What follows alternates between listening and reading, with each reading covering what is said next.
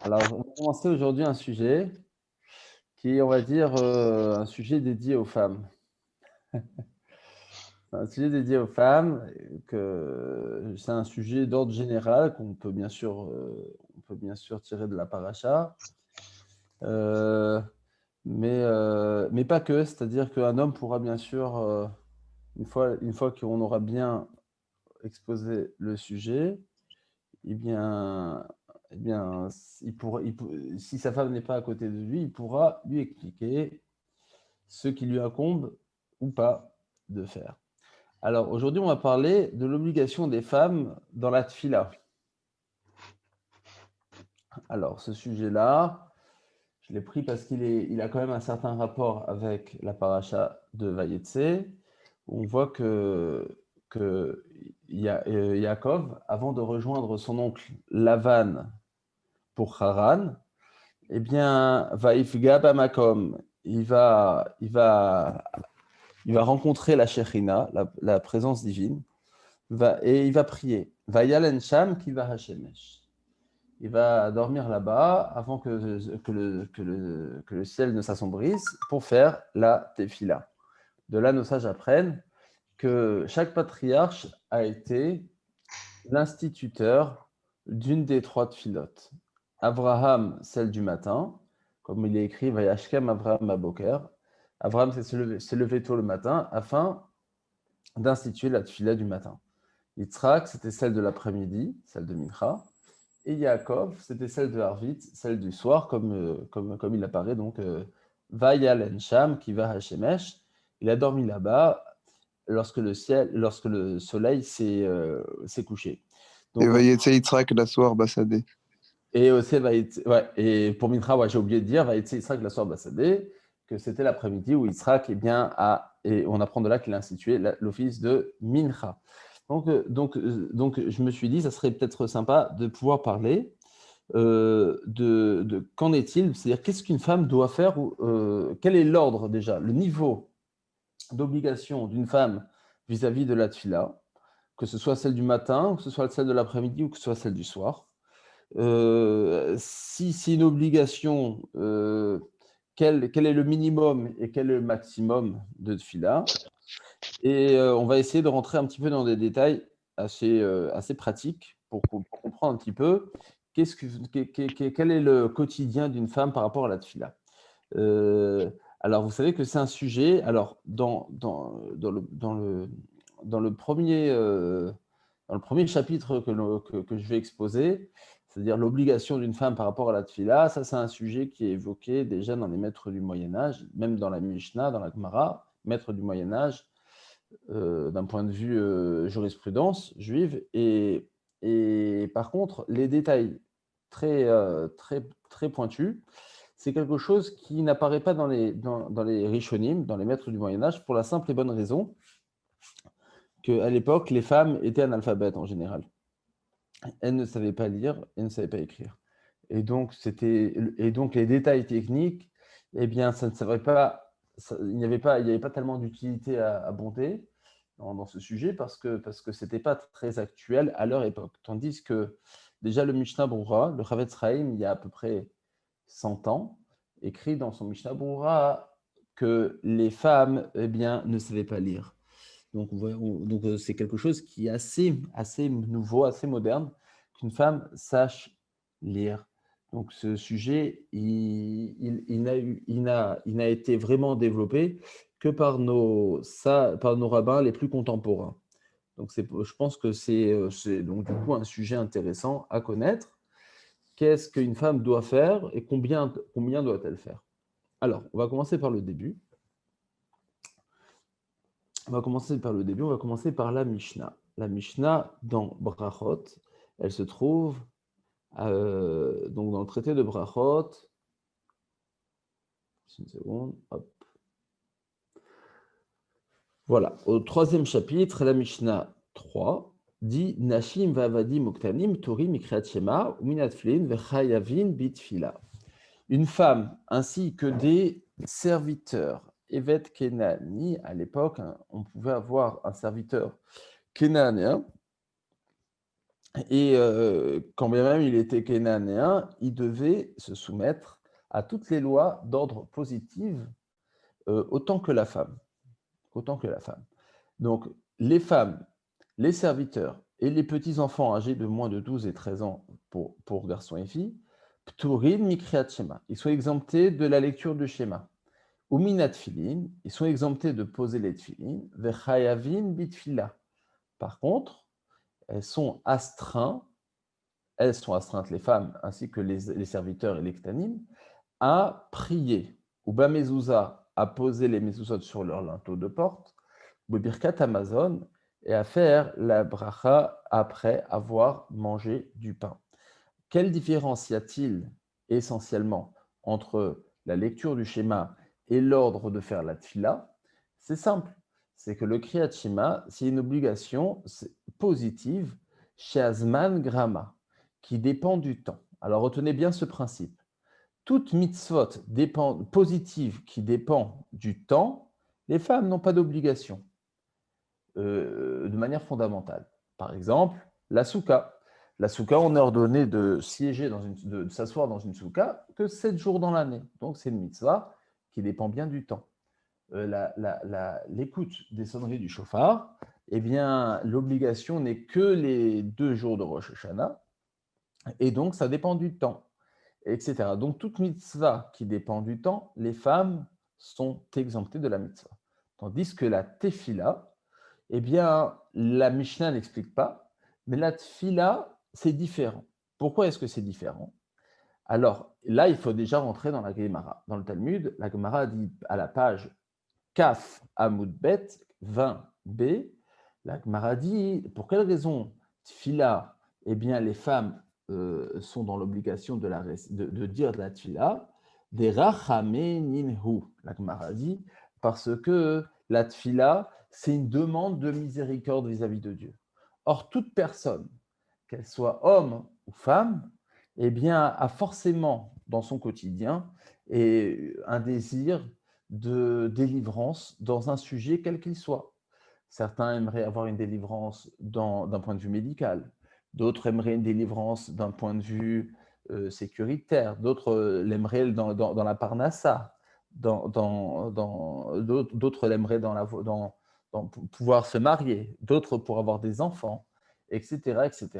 Donc la miséricorde, c'est un sujet qui est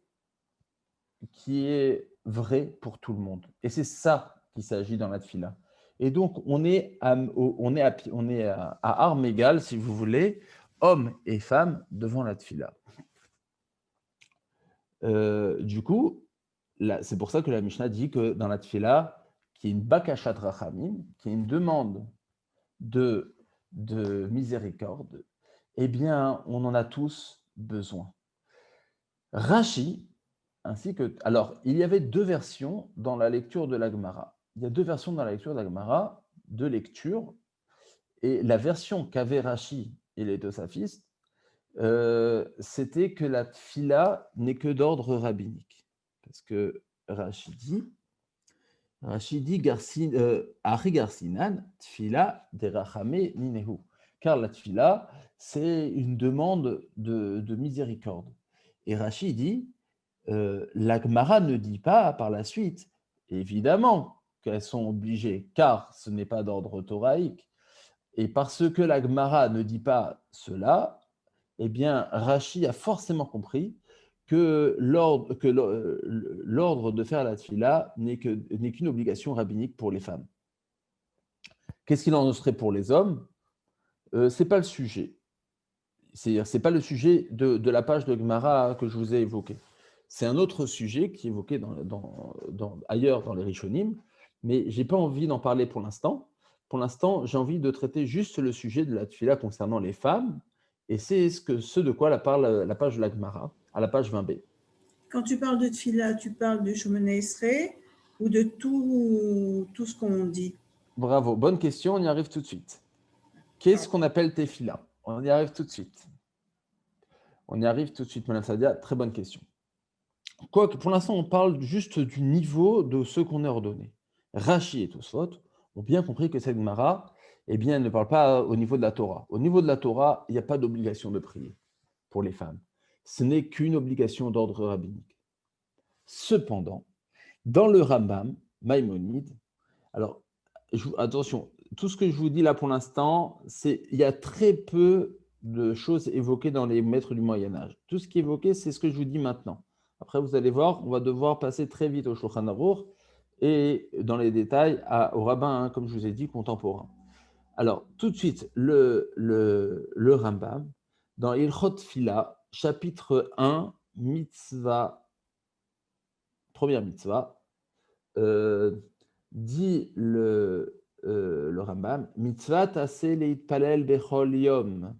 Il y a une mitzvah d'ordre positif de prier chaque jour. Donc c'est au début du chapitre. Donc quand le Rambam il parle du caractère de la tfila, peu importe que ce soit pour les hommes ou pour les femmes. Et piashmua amru shavodazo hitfila. Il amène un passage qui a marqué Vavatem et Hashem Elokechem. Vous servirez votre Dieu l'Éternel. Et on a appris Mipi Hashmoa, ça veut dire dans la tradition orale, qu'il s'agit bien de la tfila. Et Zoï Avoda Shibalev, Zoï tfila. Dit le Talmud, qu'est-ce qu'on appelle le service du cœur? Qu'est-ce qu'on appelle le service un service qui n'est fait que par le cœur, c'est le service de la tfila. Mais il n'y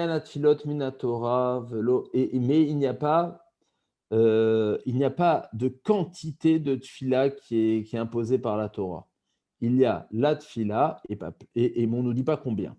Dans la halacha bet, le Rambam, je le cite, ou les fichach, nashim, vavadim, chayvim bitfila.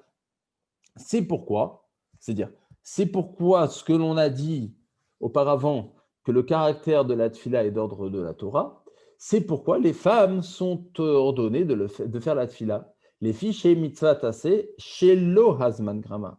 Car la tfila ne dépend pas véritablement du jour, car on y astreint chaque jour. Donc ne dépend pas véritablement du temps.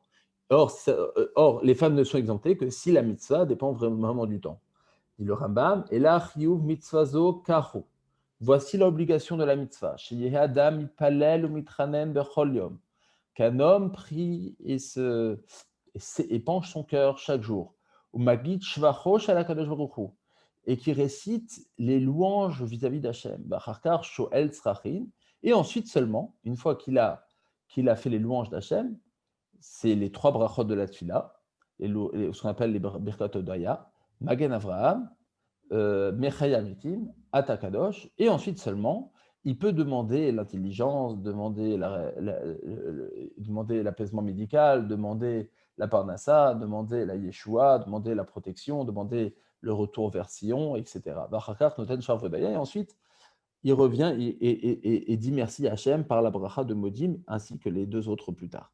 Quoi qu'il en soit, le Rambam a compris qu'il y avait un lien qui était fort entre le caractère de la Torah que nous imposait de prier, qui nous impose de prier, et le fait que les femmes soient astreintes à prier. Car, dit le Rambam, ce n'est pas une mitzvah qui dépend du temps. Donc on a deux avis. On a le Rambam Maïmonide qui pense que les femmes doivent prier et c'est un ordre de la Torah. Et on a Rashi et Tosafot qui pensent que non, c'est qu'à titre rabbinique. Vous allez me dire qu'est-ce que ça change? Réponse tout de suite dans le Shulchan Aruch. Le Shulchan Aruch, il tranche Ilchot Fila dans les lois de la Tfila, Siman Kuvav 106, chapitre 106. Dit le Shulchan Aruch,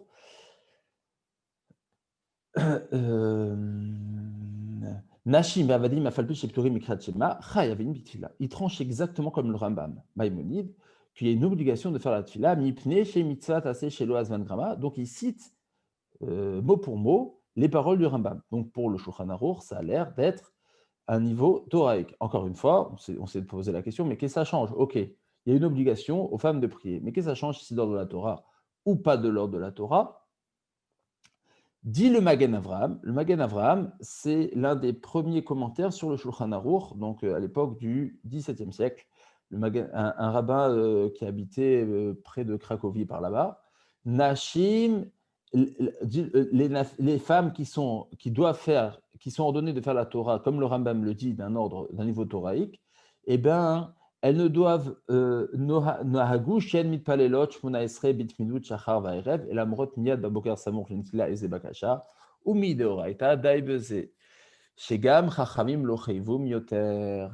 Voilà la première différence où ça se joue. Si c'est d'ordre toraïque ou d'ordre rabbinique, dit le Shulchan Aruch, c'est que si c'est d'ordre toraïque, il suffirait dans cette fila de ne faire qu'une demande, une seule supplication suffit. Donc ça vient répondre aussi à la question de Mme Sadia. Qu'est-ce qu'on appelle tefila? Ça dépend. Si c'est d'ordre toraïque, eh bien, une seule supplication suffirait. C'est quoi supplication? Ça peut se faire dans n'importe quelle langue, ça peut se faire peu importe la quantité de mots qui sont exprimés dans la tefila. La tefila, finalement, c'est le fait d'épancher son cœur vis-à-vis de Dieu et d'avoir une requête.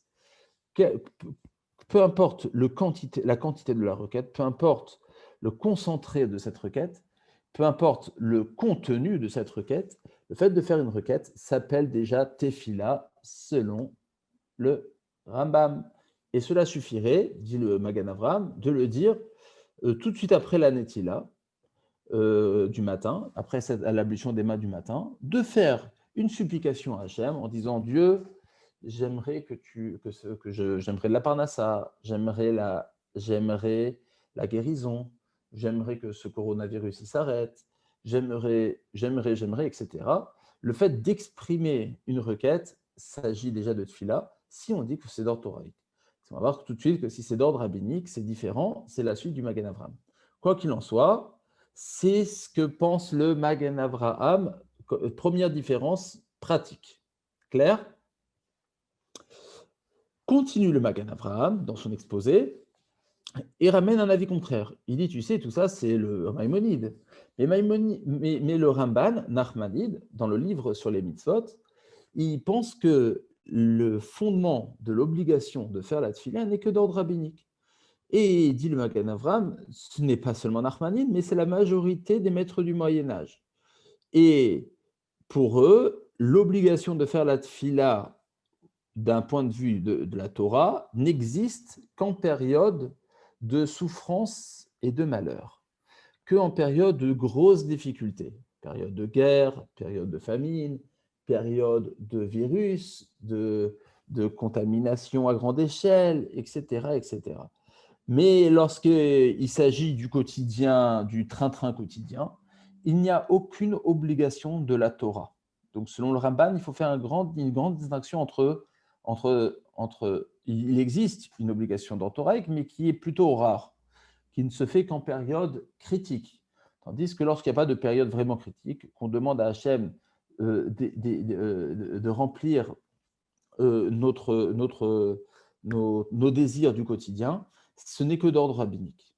Donc, on a cette discussion qui n'est. Donc, le Ramban, lui, n'est pas ramené par le Shulchan Aruch, mais le Magan Avraham dit, tu sais, le tenant de cette thèse, ce n'est pas seulement le Nachmanide, c'est la majorité. À cause de ça, vient le Mishnah Berurah, le Chavetz Chaim, et va trancher que, étant donné que selon le Nachmanide, si on pense comme Nachmanide que l'obligation de faire la prière lorsqu'il s'agit du train-train quotidien, ce n'est que d'ordre rabbinique, et que c'est les gens de la grande assemblée qui ont instauré comment faire la tefila, c'est-à-dire par les 18 bénédictions, ou 19 aujourd'hui, la Shemona Esrei, alors selon ça, eh bien, il faut, selon Nachmanide, l'obligation de faire la tefila pour les femmes, ce serait de le faire aussi bien le matin, Shemona Esrei, après-midi, Shemona Esrei, et le soir, étant donné que c'est que d'ordre facultatif, alors il n'y a pas d'obligation. Si elles veulent, elles le font. Si elles ne veulent pas, elles ne le font pas. Demande le Magan Avraham, mais c'est bizarre. Attends, quand bien même, c'est quand même une mitzvah tassée chez Azman Grama. C'est quand même, enfin, c'est pas une mitzvah tassée d'un point de vue thoraïque, mais c'est une mitzvah tassée d'un point de vue rabbinique qui dépend du temps. Or, les femmes, elles sont dispensées de faire toutes les mitzvot, même rabbiniques, qui dépendent du temps, comme par exemple, dit le Magan Avraham, le Kiddush à Levana, la récitation sur la nouvelle lune que l'on fait chaque mois. Eh bien, malgré tout, la tfila, dit le Magan Avraham, de la Shemona Esrei, de Shacharit et de Mincha, elles sont égales aux hommes, étant donné, c'est ça ce que disait la Gemara, car c'est une bakashat rachamim, car c'est une demande de... Samy, Oui, qu'en est-il du Kaddish? Kaddish, bonne question. Alors, elles n'ont aucune obligation à dire Kaddish, mais si elles veulent le dire à voix basse, il n'y a aucune contre-indication. Voilà. Donc là, j'essaie d'exposer les grandes lignes. Voici les grandes lignes. Le Mishnah Berurah tranche et dit cet avis de Nachmanide de dire que la tfila est d'ordre rabbinique, c'est l'avis consensuel de la plupart des grands maîtres du Moyen-Âge. Et d'ailleurs, c'est ainsi que tranche aussi, dit le Mishnah Berurah, le Sha'agat Aryeh. Alors, je profite de ce petit cours pour faire une petite bibliographie du Sha'agat Aryeh. Le Sha'agat Aryeh, il s'appelait le Rav Aryeh Asher Gunsberg. Le Rav Asher Gunsberg, il était Aryeh Leib Gunsberg, pardon. Aryeh Leib Gunsberg, il était connu en France sous le nom de Lion Asser. Asser, ça veut dire Asher, Lion Asser. C'était un rabbin lituanien du XVIIe siècle, fin XVIIe siècle, XVIIIe siècle. Il est mort en 1785 et il est devenu rabbin de Metz vers la fin de sa vie, lorsqu'il avait 70 ans. Alors, je vais vous raconter un petit peu son histoire parce qu'elle en vaut le détour. Il a écrit un livre qui s'appelle Sha'agat Aryeh, c'est pour ça qu'on l'appelle selon son livre. Il a été fils de rabbin et dès l'âge de 30 ans, il est devenu Av Bet Din, c'est-à-dire Dayan, à Pinsk, en Lituanie. Aujourd'hui, c'est le Bélarus, dans l'ouest, à l'est de la Pologne. Et puis, il est devenu rabbin à Pinsk, puis à Minsk, toujours en Biélorussie, dès l'âge de 30 ans. Et étant donné qu'il n'avait pas la langue dans sa poche, il ne s'est pas fait beaucoup d'amis. Et il critiquait tout ce qu'il voyait à critiquer, donc il a été renvoyé de son poste. Et il est parti à l'âge de 70 ans, donc, à Metz. C'était un poste prestigieux, la ville de Metz, parce que le rabbin de Metz était confirmé par décret royal afin de devenir rabbin dans une ville telle que Metz. Et pour l'anecdote, il est ramené que sa femme, il était d'usage que lorsqu'on intronisait un rabbin dans une ville, eh bien, le rabbin devait offrir le café à tous les fidèles de la ville. Et la coutume voulait, à Metz, qu'on serve le café au lait avec du sucre. Or, sa femme, qui venait de Biélorussie, de Lituanie, ne savait pas que l'on pouvait mélanger du café avec du sucre. Elle a dit, à Vologine, on ne connaissait ni le café, ni le sucre, et encore moins le mélange. Quoi qu'il en soit, lorsqu'il a commencé ses débuts à Metz, c'était pas folichon. Parce qu'il y a une grande dispute. Lors de la fête de Shavuot, on avait l'habitude, à Metz ainsi que dans toute la vallée du Rhin, de lire les Akadamut ou Akadamuta avant la lecture de la Torah. C'est des sortes de louanges en araméen qui sont à l'image de ce que les anges disent devant Dieu pour louer la Torah, le don de la Torah. Et le Sha'agat Aryeh dit, on n'a jamais fait ça. Il a dit, nous, on n'a jamais fait ça en Lituanie, donc on va l'abolir à Metz. Alors, les gens, ils ont commencé à menacer. Ils ont dit, si c'est comme ça, on va te virer. Bon, finalement, il y a eu un compromis. Et il a décidé, le Sha'agat Aryeh, de ne venir à la synagogue à cause de ça que 4 fois par an pour y tenir un discours. Tout le reste, il prie chez lui. Donc, pour un rabbin, on va dire, c'est un peu laborieux. Comme ça, on aurait l'impression de dire. En tout cas, quoi qu'il en soit, c'était une grosse sommité, une très grosse pointure, comme jamais en France on en a eu, depuis l'âge des Tosafistes. En 1782, le comte de Provence, le futur Louis XIII, il est venu visiter la synagogue de Metz, et le Sha'agat Aryeh, ce rabbin-là, il lui a fait une très forte impression. Très forte impression. le Gaon de Vilna, grosse sommité à Vilna, avait déjà demandé à la communauté de Metz d'accepter le Shagat Aryeh malgré son âge avancé. On dit de lui qu'il a fini le Talmud de Babylone 1000 fois. 1000 fois. Lorsque il est décédé en 1785, on dit que la communauté de Metz a fait des obsèques solennelles. Pendant un mois entier, la communauté elle a porté le deuil. Et un mois après ce deuil, l'Académie de Metz, l'Académie des sciences de Metz, eh bien, a proposé sur son sujet du jour quels sont les moyens de rendre les Juifs plus utiles et plus heureux en France. Donc, on voit que ce rabbin a eu une forte influence non seulement sur sa communauté, mais bien au-delà. Il est connu pour être quelqu'un qui a été assez intransigeant dans la loi. Et par exemple, c'est lui le tout premier à interdire de pouvoir prendre des médicaments où il y a du chametz pendant Pessah. Quand bien même on ne voit pas le chametz à travers le médicament, bien, la majorité, encore une fois, la majorité l'autorise, lui, il l'a interdit. Il a interdit beaucoup de choses comme ça. Il a interdit il pense que les femmes, elles doivent réciter la bracha avant qu'on étudie la Torah, Birkat Torah, comme les hommes, parce que c'est dans Toraïque. Il a demandé à ce que... il pense que la 7e année de Jacher en Israël, elle doit être respectée d'ordre de la Torah. Il pense, etc., etc., etc.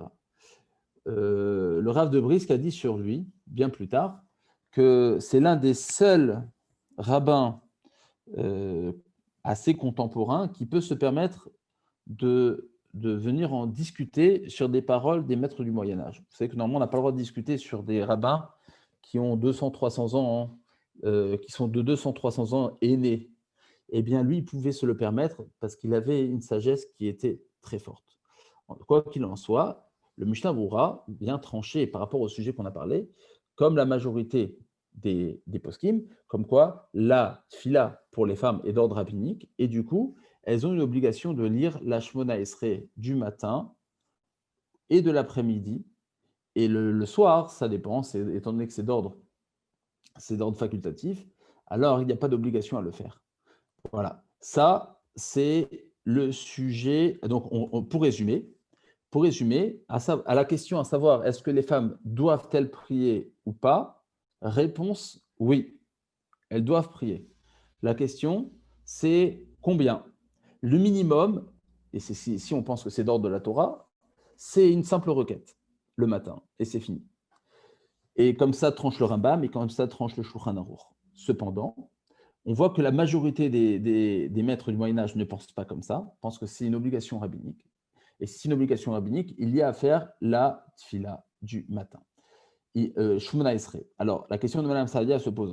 Donc, on a répondu, je pense, à la question de Mme Saadia. La question, maintenant, va rentrer un petit peu dans les détails d'ordre pratique, si vous voulez bien. Et là, du coup, on dévie et c'est déjà plein de petits détails techniques. Qu'est-ce qu'on doit privilégier? Une femme qui a le temps de pouvoir prier plus que la Shmona Esrei, que la Hamida. Qu'est-ce qu'elle doit privilégier dans l'ordre de prédilection, dans l'ordre des possibilités? Qu'est-ce qu'elle doit privilégier? Alors les rabbins contemporains, ils disent la chose suivante. Hop, je reprends la page. Voilà. Donc, une femme qui a le temps pour pouvoir prier, elle doit privilégier d'abord, bien sûr, la Shmona Esrei.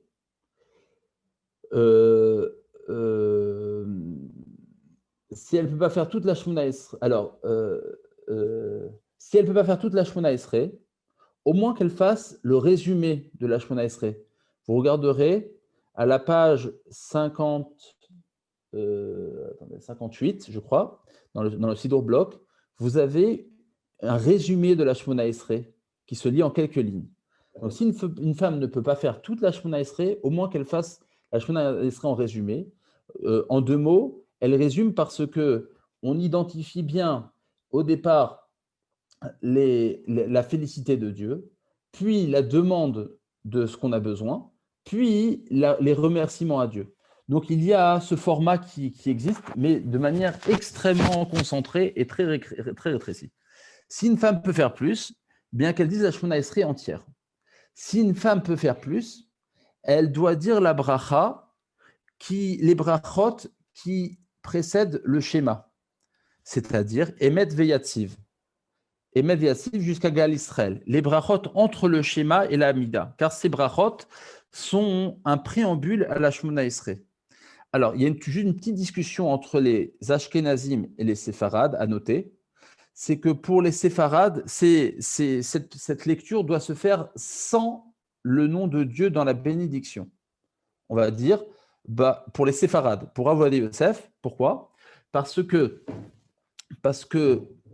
en résumé, si on pense qu'une femme n'est pas astreinte à la Hamida, eh bien, les Ashkenazim ont l'habitude malgré tout de faire une bracha.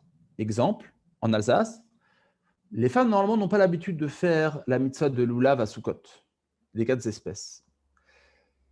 Est-ce qu'elles peuvent malgré tout faire la bénédiction ? Ok, elles ne sont pas astreintes, mais peut-être qu'elles peuvent faire la bénédiction à titre rabbinique. Alors, c'est une discussion en 2 mots, l'usage des Ashkenazim et l'usage des Séfarades.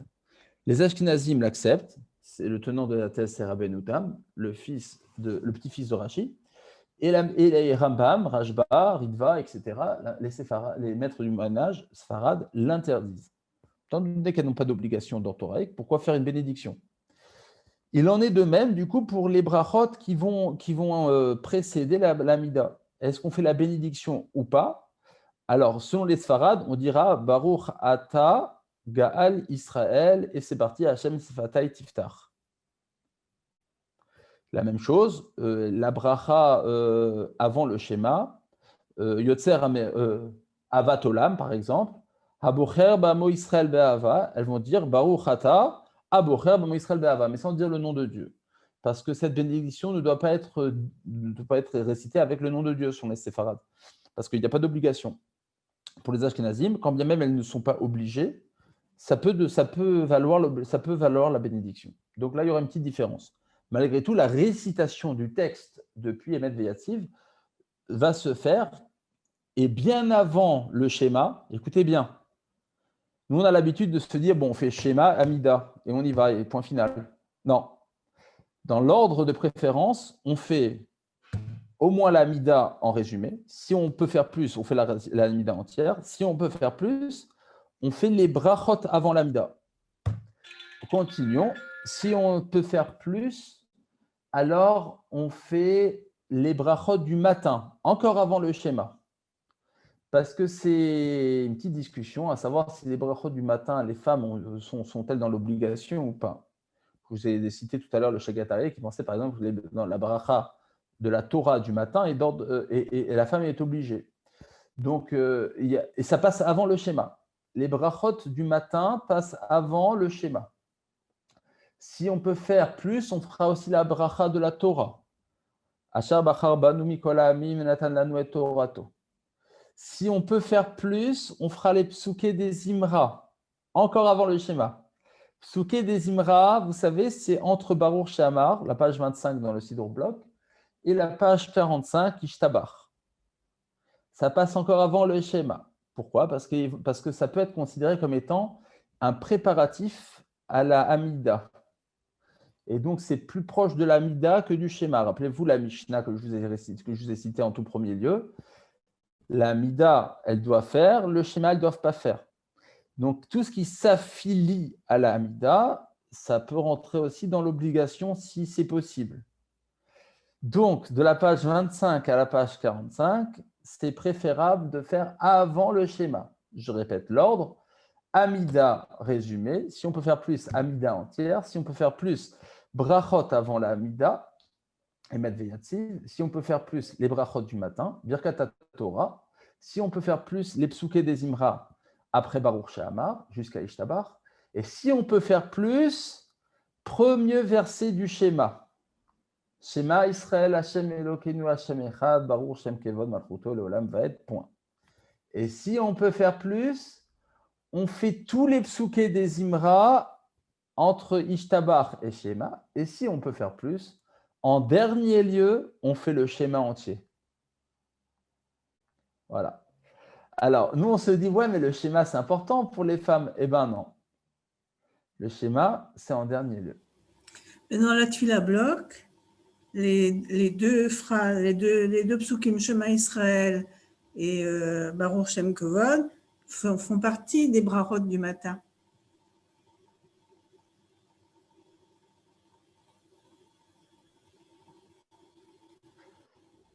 C'est pas une bracha, il n'est pas dit Baruch Ata Hashem. Non, mais dans le corpus du Le livre, schéma ne peut pas s'appeler bénédiction dans le sens où il n'y a pas Baruch Ata Hashem qui... mais dans la Tfila bloc, c'est compris dedans, c'est avant Ata. il est précédé. Avant Baruch Ata? Non. Juste, j'ai pas bien compris, Nastadia. C'est avant Ataou. Juste avant Ataou. Hachelon Nivra Olam. Ah ouais, ça s'appelle pas le schéma, ça. Attendez, juste une seconde. Non, mais, une seconde. non, mais vous avez parlé des deux. Allô? Oui, bonjour. Regardez.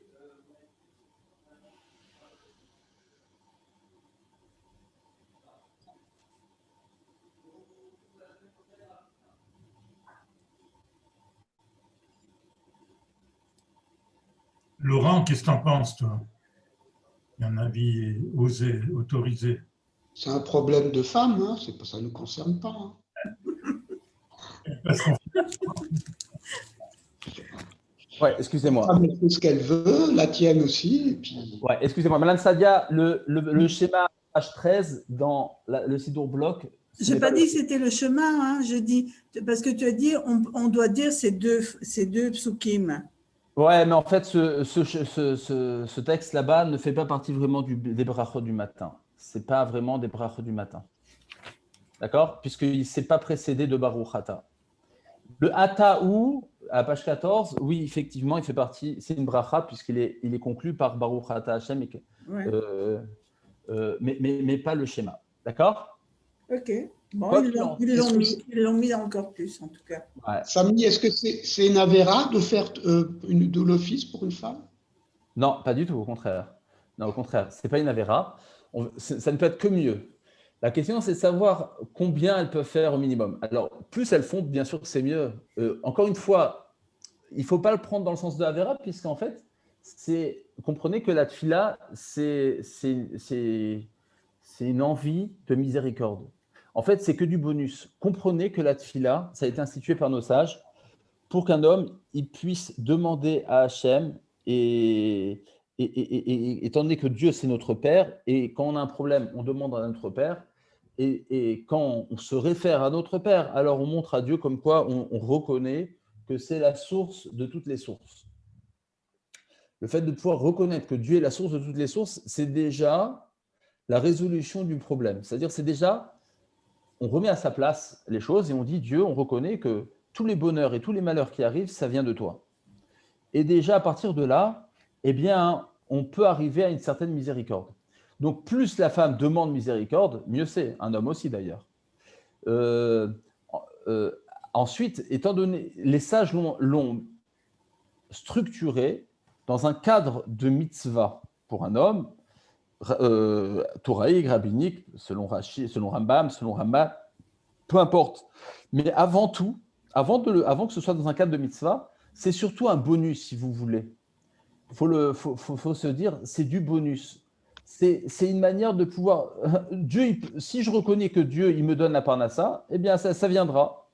Si je reconnais que Dieu, c'est lui qui amène la guérison, ça vient. En fait, il faut juste pouvoir le dire et le reconnaître. Donc, c'est que du bonus. C'est pourquoi, plus on en dit, mieux c'est.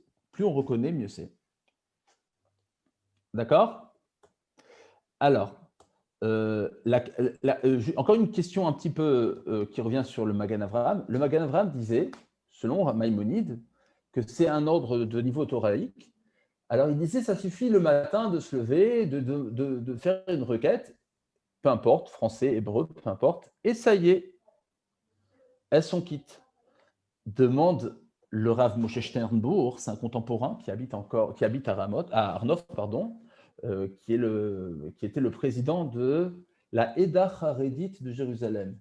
Donc, de la Eda Haredite, c'est, vous savez, les Chalmer, les Jérusalemitains, très religieux avec la redingote, etc., etc. C'est une grosse institution parce que c'est une institution de cacheroute, c'est une institution qui ont des bâtés dinim, qui ont un beddin, qui ont une dayanout, etc., etc. Rav Moshe Sternbourg, il pose sur le Magan Avraham et il demande à quoi ça sert de faire une petite requête de deux choses l'une. Si tu penses que les femmes, toute la journée, elles ont d'autres choses à faire, elles doivent s'occuper de leurs enfants, elles doivent s'occuper de l'éducation, de faire les courses, de faire la popote, de s'occuper de la maison, eh bien, ça s'appelle qu'elles sont au code de mitzvah. Elles sont déjà occupées à faire une mitzvah. Or, on a un principe, une personne qui s'occupe de mitzvah, eh bien, elle est dispensée de toute autre mitzvah. Donc, à quoi bon réciter une requête ? Cette requête, même cette requête d'une phrase ou de deux phrases, elle n'est pas obligatoire du moment où elles sont déjà occupées à une mitzvah. Et si tu penses qu'une femme, on parle d'une femme qui n'a plus d'enfants à éduquer, qui a des bonnes à la maison qui font la moitié du boulot, etc. Alors, à quoi sert cette petite requête ? Il faudrait faire la Shemona Esrei entière. Cette petite requête, elle n'a pas de sens. Si elle a le temps et qu'elle peut elle ne s'appelle pas qu'elle fait de la mitzvah parce qu'elle n'a pas d'enfants à éduquer, elle a des bonnes qui s'occupent de toute la maison, etc., etc., etc. Alors, ce n'est pas une petite requête qu'il faudrait faire, c'est la mida entière. En quoi le fait que c'est d'ordre thoraïque va réduire la quantité de tefila à faire ? Ça réduit en rien, ça ne change rien. À cause de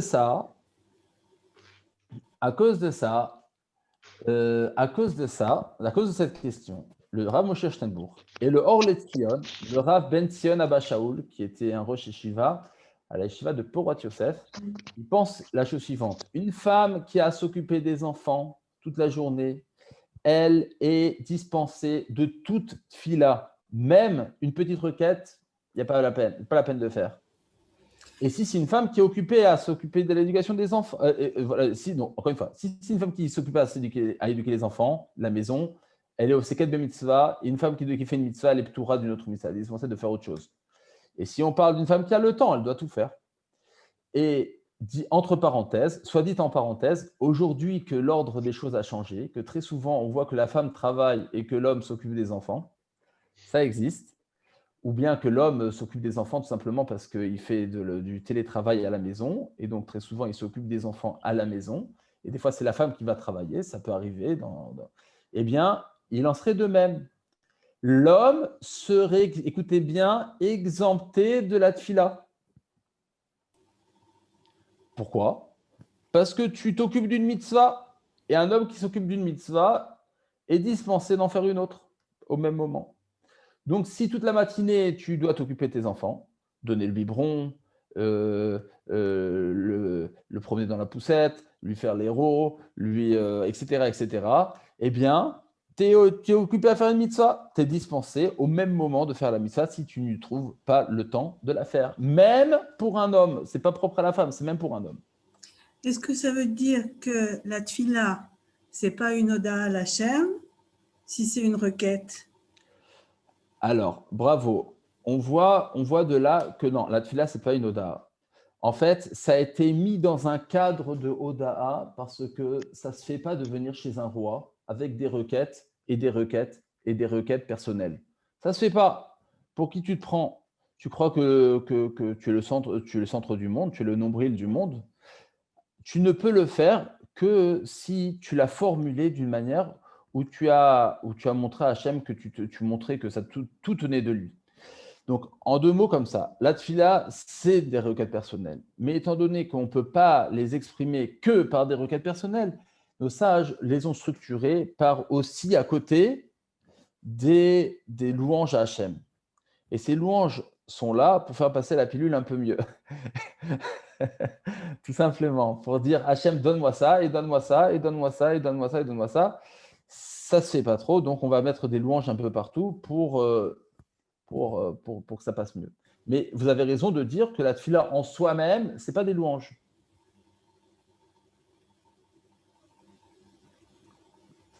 Ok, on continue. Alors, je passe on va passer à d'autres petits sujets intéressants. Une femme qui n'a pas eu le temps le matin de faire sa tefila, jusqu'à quand elle peut prier? Ah ouais, juste un truc important, j'ai oublié de vous dire. Du coup, le Mishnah Berurah tranche, le Chavetz Chaim tranche, qu'aujourd'hui, une femme, donc l'obligation d'une femme est de prier et de faire la Amida. Le Rav Shlomo Zalman Auerbach dit que le minag n'est pas comme ça. Que le minag, l'usage aujourd'hui, c'est que c'est pas comme le Mishnah Berurah et qu'une femme ne doit pas prier 2 tfilotes par jour, mais c'est comme le Magan Avraham. Alors, c'est important. Il y a la loi et il y a l'usage, parce que l'usage fait des fois office de loi. Donc, dans la loi, on a dit que ça dépendait du Rambam et du Nachmanide et du Maïmonide, et que le Magan Avraham a tranché comme le Nachmanide, et que la majorité, qu'il faudrait faire 2 tfilotes par jour. Seulement, l'usage n'est pas comme ça. Et donc, si l'usage n'est pas comme ça, alors on peut dire que l'obligation n'est pas vraiment comme ça. Il y a la loi théorique, il y a la loi pratique, si vous voulez. La loi théorique, et oui, effectivement, une femme devrait faire 2 fois la mida, une fois le matin, une fois l'après-midi. La loi pratique, c'est que si c'est dit Rav Shlomo Zalman Auerbach dans son livre Minchat Shlomo, que non, on fait comme le Magan Avraham, les femmes, elles n'ont pas l'usage. Alors, il y a des petits points intéressants, on va y arriver petit à petit. Toujours Rav Shlomo Zalman Auerbach, donc c'est un contemporain, hein, il est décédé il y a une trentaine d'années. Il dit que vaut mieux prier avant, mais une femme qui peut prier jusqu'à Chatzot, c'est bien. Et si une femme, elle a l'habitude de prier 2 prières par jour ou 3 prières par jour, et qu'un jour elle décide d'arrêter, il faut faire Atarat Nedarim. Parce une fois qu'une femme, elle a pris sur elle un agissement, une action, quand bien même elle ne l'a pas vraiment exprimé verbalement, mais elle a agi de la sorte, c'est comme sa valeur de promesse. Et donc, si elle veut se rétracter de cette promesse, elle doit aller devant un sage et demander une annulation de son vœu. C'est un caractère de vœu. Elle doit faire une annulation de vœu si elle a pris sur elle, pendant quelque temps, de faire sa mida. Qu'est-ce qu'on appelle quelque temps? Il faut croire que c'est à partir de 3 fois d'affilée. À partir de 3 jours d'affilée, si elle a pris sur elle, même si ce n'est pas verbalement, elle l'a fait. Après, si elle veut se rétracter, il faut demander un accord d'un rabbin. Il faut faire une annulation de vœu.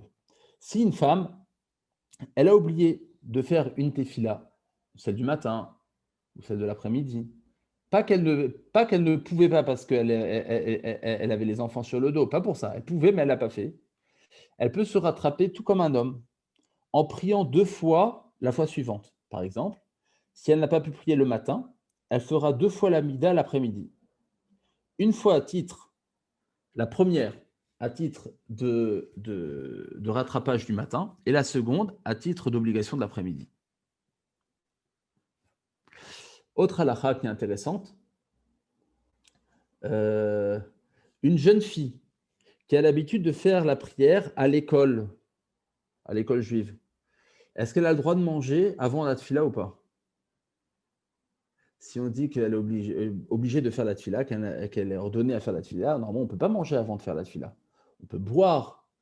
La question est, qu'est-ce qu'on peut boire aussi? Mais manger, on ne peut pas. Enfin, en tout cas, si c'est du mésonote, si c'est fait à base de farine, etc., cuit au four, etc., on ne peut pas. Il faut faire la tefila. À partir de quand? Alors, disent les contemporains Là, ça suffit de faire la petite requête. C'est-à-dire, tu fais une petite fila courte, tu dis Adonolam, tu dis une petite fila courte, et hop là, ça y est, tu peux manger. Là, on peut se référer, s'appuyer sur le Rambam, disant qu'à partir d'une fila courte, c'est comme si tu avais fait ta fila. D'accord? Je continue. Il y a un... Et ça s'applique qu'à une jeune fille, pas un jeune homme. Ben, un jeune homme, c'est a fortiori, puisque l'obligation du jeune homme est pire. C'est-à-dire que le Shabbat matin, avant la tfila, on n'a pas le droit normalement de manger. Et cette petite requête ne marche pas. Il faut faire toute la tfila. C'est quoi toute la tfila? En tout cas, celle de Shacharit. Au moins celle de Shacharit. Et on ne peut pas manger. On peut boire, mais on ne peut pas manger. Ça s'applique pour les jeunes filles. Que pour les jeunes filles, effectivement. Il y a un point hyper intéressant, j'ai trouvé. Est-ce qu'une femme ou une jeune fille qui veut manger avant la tfila, Shabbat matin, est-ce qu'elle a besoin de faire le kiddush de Shabbat ou pas? Veshameru ben Israël est à Shabbat. Alors, il y a un avis, je vais quand même le ramener, c'est peut-être pas la halacha, mais je le ramène quand même, c'est le Rav Moshe Feinstein. Donc, c'est ce grand génie des États-Unis qui a vécu à New York, à Manhattan. Il est décédé aussi il y a une trentaine d'années. Et il dit un grand chidouche. Donc, ce n'est pas la halacha, mais je vous dis ce qu'il dit, c'est intéressant. Il pense qu'une femme mariée, elle dépend, malgré elle, de son mari.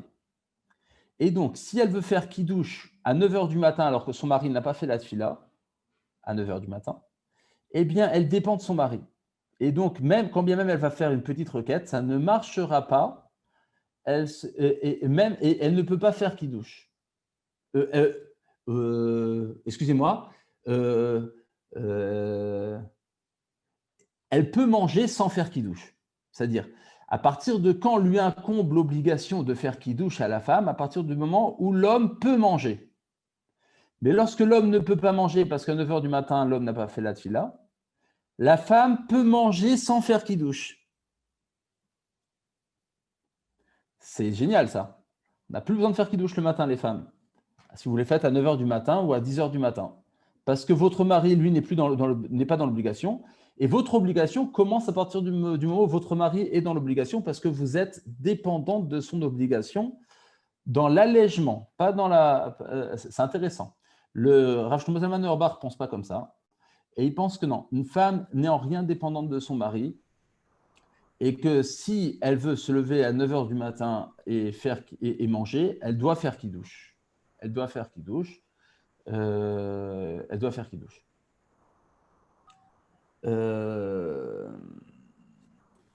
C'est pour ça qu'on a inventé le jus de raisin. Exactement. Ok. Ouais. Alors, il y a aussi un truc incroyable qui est écrit dans le Yalkut Yosef, donc Rav Yitzhak Yosef, le fils de Rav Ovadia Yosef, l'actuel grand rabbin d'Israël séfarade. Il dit la chose suivante, je l'ai vu nulle part ailleurs, peut-être que c'est vrai pour les Sfardiotes, mais pas pour les Ashkenaziotes. Il pense que les femmes non mariées, elles doivent se couvrir la tête quand elles font la tfila comme les hommes avec une kippa. Vous savez que la kippa pour les hommes, c'est un minag, c'est un usage, c'est pas une obligation. Eh bien, et quand bien même c'est une obligation que lorsqu'on prie. Eh bien, il en est de même pour les femmes, dit Rav Yitzhak Yosef. Une femme, lorsqu'elle prie, quand bien même elle n'est pas mariée, elle doit se mettre un foulard. Alors, j'ai vu ça nulle part que lui. Donc, est-ce que je n'ai pas vu que c'est comme ça l'usage chez les Ashkenaziotes? Peut-être que cela est vrai que pour les Sfardiotes. Il y a encore plein de sujets à dire. Tu as mis la perruque, ça suffit, non? Ouais, mais là, je parle d'une femme pas mariée. Ah, ok. Je parle d'une femme avant le mariage même. Alors, si elle est mariée et qu'elle a la perruque, c'est super. C'est super. Pour les Sfardim, aujourd'hui, vous savez qu'il y a un grand débat en Israël, à savoir si la perruque, c'est bien. Alors, c'est un sujet qui existe depuis une dizaine, voire 50 ans, voire 100 ans même, l'histoire de la perruque. Mais aujourd'hui, il est devenu très actuel pour plusieurs raisons. Parce que les rabbins ils disent qu'aujourd'hui, une perruque, c'est plus vraiment une perruque, etc., etc. Et qu'aujourd'hui, il y a une mode en Israël où les femmes séfarades, parce qu'on leur apprend ça déjà dès le séminaire, dès l'école juive, quand elles se marient, elles ne doivent pas mettre de perruque. Elles doivent mettre que des foulards, des bérets, des foulards, des toques, ce que vous voulez, mais pas de perruque. Et ça devient un phénomène de société très important, de sorte à ce que maintenant, il y a des gens qui exigent ça avant de se marier. Est-ce que, avant de se marier, c'est je me marie qu'avec un homme qui accepte que je ne mette pas la perruque. Alors, des fois, il y a des Alvaï, qui est que ce sujet-là sur lequel il faudrait réfléchir. Voilà. Bon, ok, voilà. On a fini pour le plus ou moins. Enfin, on n'a pas fini. Le sujet est encore énorme, mais c'est l'heure. Donc, on a fait quand même pas mal de choses. On va s'arrêter là pour aujourd'hui. Merci Est-ce que vous avez des beaucoup. questions? Merci. D'accord. Ok. Je vais essayer ma perruque et puis voilà. Allez, Okay. Batzlacha, que tout aille Allez, bien. Kol Touv, de bonnes nouvelles. À bientôt. Au Amen. revoir.